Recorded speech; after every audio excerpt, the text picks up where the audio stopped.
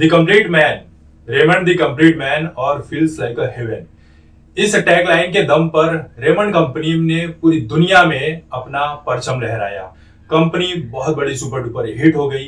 लेकिन इस कंपनी को लेकर इसलिए इस वक्त बातें हो रही है क्योंकि विजय पथ सिंघानिया जो इस कंपनी के कर्ता धर्ता थे, उनकी हालत आज इस कदर है कि एक किराए के रूम में रहते हैं, ना उनके पास गाड़ी है, ना बाकायदा कोई सुविधा है। और वो इसलिए नहीं है क्योंकि 12,000 करोड़ के जो संपत्ति के मालिक थे रेमंड के, विजय पथ सिंघानिया, उन्होंने अपने बेटे गौतम सिंघानिया को साल 2015 में सारी प्रॉपर्टी सौंप दी, सारे शेयर्स दे दिए।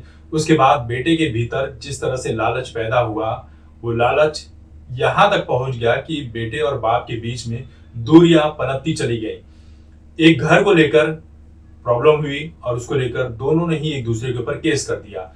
गौतम सिंघानिया ने अपने पिता विजय पथ सिंघानिया को घर से निकाल दिया और उनके हाथ में 1 रुपया भी नहीं दिया, जिसके चलते आज विजय पथ सिंघानिया दर दर की ठोकरें खा रहे हैं और अपने नसीब को कोस रहे हैं कि क्यों उन्होंने सारी संपत्ति अपने बेटे के नाम कर दी जीते जी।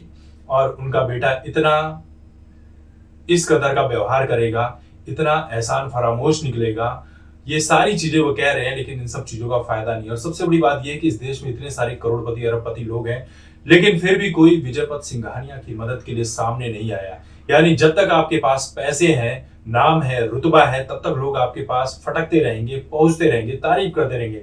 लेकिन जिस दिन आपके पास पैसे नहीं रहे तो आप सोच लेना कि आपके साथ क्या होगा। आपके आसपास भी कोई नहीं फटकेगा। जो लोग भी आज अपने आप को बहुत बड़ा तुर्रम खान समझते हैं कि आज तो मेरे पास बहुत पैसे हैं, मेरे पास लोगों की फौज खड़ी हुई है, उन्हें विजय पथ सिंघानिया से कुछ सीख लेनी चाहिए कि ये पैसा है, ये पैसा ही सब कुछ करवाता है, इज्जत भी दिलवाता है और रिश्तों को तार तार भी कर देता है। विजय पथ सिंघानिया का तो ये भी कहना है कि उनका बेटा इस तरह से उनको सड़क पर दर दर की ठोकरें खाकर देखकर बहुत खुश होता है। लेकिन कहानी ये भी आ रही है कि जो काम गौतम सिंघानिया ने अपने लेकिन कहानी ये भी आ रही है कि जो काम गौतम सिंघानिया ने अपने पिता विजय पथ सिंघानिया के साथ किया, यही काम गौतम सिंघानिया की पत्नी भी उनके साथ करी है। यानी कर्मा लौट कर आता है। कर्म कभी किसी को खाली हाथ इस दुनिया से जाने नहीं देता है। स्वर्ग नरक ये सब किसी ने नहीं देखा है कि वहां पर क्या होगा। आपके अच्छे और बुरे कर्मों का होता होगा कुछ, लेकिन रियलिटी में आपने जो कर्म इस दुनिया में जीते जी किए हुए हैं, वो सब कुछ आपको यहीं पर भोग कर जाना पड़ता है। हो सकता है कि विजय पथ सिंघानिया ने भी कुछ बुरे कर्म किए हों जिसकी सजा वो आज भुगत रहे हैं, और वही चीज गौतम सिंघानिया भी भुगतने वाला है। कहानी ये भी आ रही है कि उसकी जो पत्नी है गौतम सिंघानिया की, वो तलाक लेना चाहती है और 12,000 करोड़ की संपत्ति में से 8,000 करोड़ पैसे वो मांग रही है तलाक के नाम पर। मतलब आप सोच लीजिए कि गौतम सिंघानिया का भी क्या हाल होने वाला है। तो ये बड़े बड़े घरों की कहानियां है।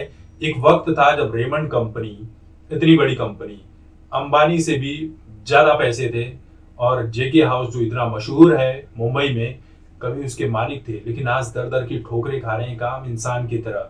कई तस्वीरें आपको सोशल मीडिया पर दिख सकती हैं। आज उनकी इस कदर की हालत देखकर वाकई में उन लोगों को सीख लेनी चाहिए जो जिंदगी भर पैसे इस वजह से कमाते रहते हैं कि उनका बेटा बुढ़ापे में उनका साथ देगा। बहुत सारे लोग कहेंगे कि गौतम सिंघानिया को विजय पथ सिंघानिया ने संस्कार नहीं दिए।